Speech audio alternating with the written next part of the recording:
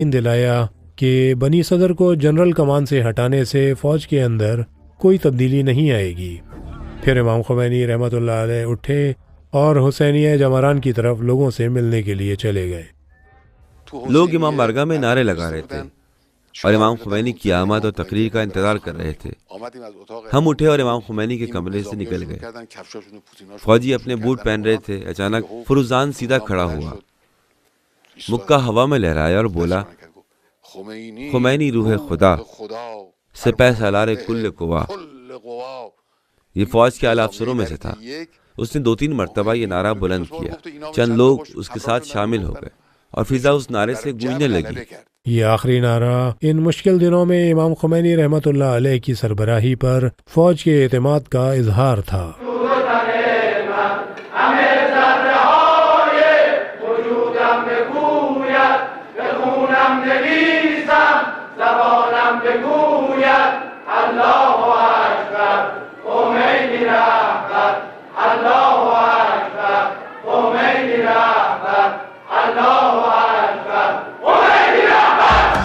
بنی صدر تمام افواج کی کمان سے ہٹائے جانے کے بعد اچانک غائب ہو گیا۔ 19 جون کو شورائے عالیہ دفاع کا اجلاس بنی صدر کے بغیر ہوا، تاہم ایک رکن جو زیادہ تر غیر حاضر رہتا تھا اس بار اجلاس میں موجود تھا۔ شورا کے اراکین میں سے کوئی نہیں جانتا تھا کہ وہ آخری بار چمران سے ملیں گے۔ اسی دن ڈاکٹر چمران نے محاذ جنگ کے لیے رخت سفر باندھا اور آیت اللہ خامنائی بھی کسی دوسرے محاذ کے لیے روانہ ہوئے۔ اس مرتبہ قومی اسمبلی کی طرف رخ کیا۔ 20 جون سن 1981 کو قومی اسمبلی میں صدر کی سیاسی نااہلی کا مسئلہ اٹھایا گیا۔ 21 جون کی صبح جنوبی محاذ سے خبر آئی کہ دہلاویہ میں مارٹر گولے لگنے سے ڈاکٹر مصطفیٰ چمران شہید ہو گئے ہیں۔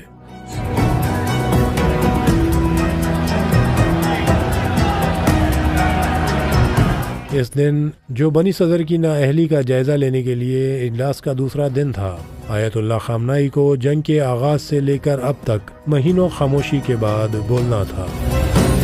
همه نباشه در بین تماشاچی ها و نمایندگان، همه نباشه، همه آرام. بسم الله الرحمن الرحیم. لو خرجوا فيكم ما زادوكم الا خبالا ولا اوضعوا خلالكم. اگر منافقین آپ کے شانہ بشانہ رہیں گے اور دشمن کے خلاف جہاد کریں گے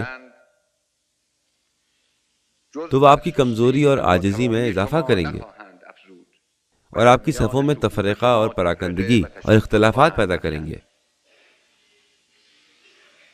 ان نازک لمحات میں جب ایران کی تاریخ کا اہم ترین باب رقم ہو رہا ہے، میں خدا سے دعا کرتا ہوں کہ وہ میری اس طرف رہنمائی کرے جس میں اس کی مرضی ہے، زبان کی لغزش، دل کی برائی اور خواہشات کے زیر اثر ہونے سے بچائے۔ اب یہ کہ طویل تکلیف دہ خاموشی اور صبر کے بعد خدا نے ہمیں راز بتانے، ظاہر کرنے کا موقع اور ذمہ داری دی ہے، نیز ماضی کی طرح ہماری مدد فرمائی ہے۔ میری گفتگو کے مخاطب آپ عوام کے نمائندے ہیں، پھر ساری ایرانی عوام، آخر میں تاریخ اور آنے والی نسلیں ہیں جو ہمارے کاموں پر غور و فکر اور تبصرہ کریں گے۔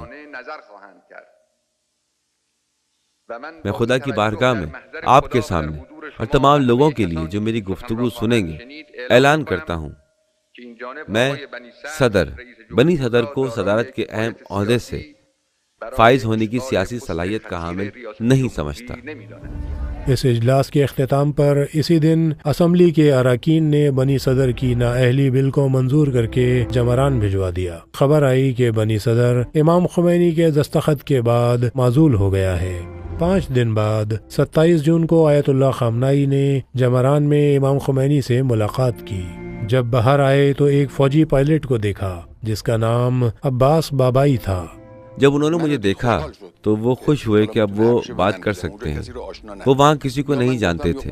انہوں نے کہا آپ کے ساتھ نماز پڑھنے آؤں؟ میں نے کہا آ جائیں۔ وہ میرے ساتھ گاڑی میں بیٹھ گئے۔ ہم اکٹھے ابوذر مسجد پہنچے۔ مجھے یاد ہے کہ کار میں ریڈیو سے کہی گئی دعا، اس کے بعد یہ دعا پڑھی، بسم اللہ کلمۃ المتعصمین ومقالہ المتحرزین، یہ دعا ہفتے کے دن کی مناسبت سے پڑھی جا رہی تھی۔ اس دعا کے الفاظ نے میری روح اور میرے دل پر اثر کیا۔ خدا کے نام سے جو پناہ مانگنے والوں کا کلام اور متقیوں کی بات ہے، یعنی وہ لوگ جو اپنے آپ کو خدا کے حصار میں ڈالتے ہیں اور مصیبتوں سے پناہ چاہتے ہیں۔ بسم اللہ ان کا کلام ہے۔ میں نے روحانی طور پر کیف محسوس کیا اور میرے آنسو بہنے لگے۔ بہت اچھی دعا تھی، انسان کا دل متاثر ہوتا ہے۔ ہم گاڑی سے اترے اور مسجد میں چلے گئے۔ شہید بابائی نے نماز پڑھی اور چہل قدمی کرنے باہر چلے گئے۔ نماز کے بعد آیت اللہ خامنائی نے تقریر شروع کی۔ صرف عربوں ہی میں نہیں، تمام انسانی معاشروں میں عورتیں مظلوم رہی ہیں۔ نہ پڑھنے دیتے تھے، نہ کسی اجتماع میں جانے دیتے تھے، اور سیاسی مسائل میں بات کرنے نہیں دیتے تھے، نہ کسی دوسرے میدان میں آگے بڑھنے دیتے تھے۔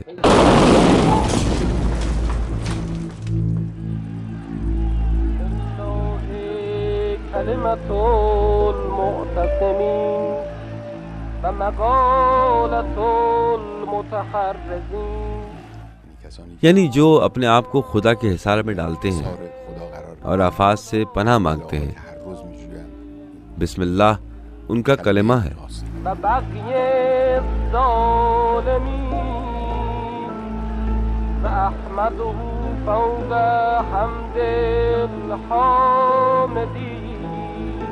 اس وقت آیت اللہ خامنائی شہادت کے نزدیک تھے۔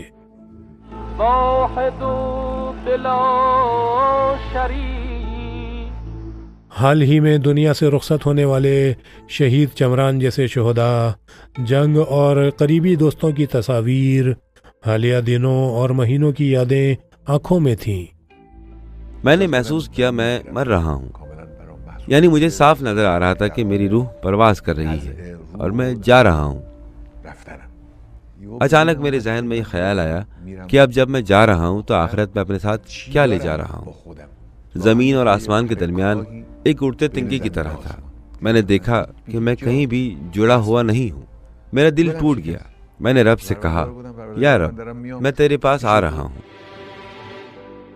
کسی کو کیا پتا تھا، شاید آیت اللہ سید علی حسینی خامنائی کے لیے وہ لمحات جنگ کے آخری لمحات اور وہ گھڑیاں الہی امتحان کی آخری گھڑیاں تھیں، لیکن تقدیر نے الگ ہی داستان رقم کر دی تھی۔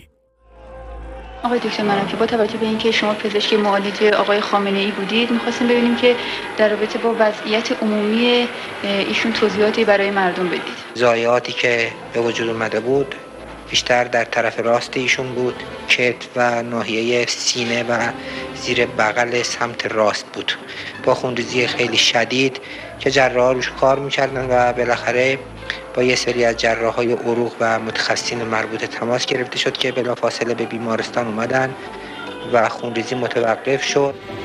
امام خمینی رحمۃ اللہ علیہ نے آیت اللہ خامنائی پر قاتلانہ حملے کے بعد ایک پیغام جاری کیا۔ میں آپ کو پیارے خامنائی مبارکباد پیش کرتا ہوں، جس نے جنگی محاذوں پر فوجی وردی میں محاذ سے پیچھے علمی وردی میں اس مظلوم قوم کی خدمت کی۔ اسلام و مسلمین کی خدمت جاری رکھنے کے لیے خدا تعالیٰ سے آپ کی صحت و تندرستی مانگتا ہوں۔ امام خمینی رحمۃ اللہ علیہ کا پیغام فوجی وردی میں آیت اللہ سید علی حسینی خامنائی کی خدمت کے اس دور پر مہر تصدیق تھا۔ میں امت کے امام خمینی کے لیے اپنی لازوال عقیدت کا نذرانہ پیش کرتا ہوں، اور میں یقین دلاتا ہوں کہ آپ کے حکم کے سامنے یہ سر ہمیشہ جھکا رہے گا۔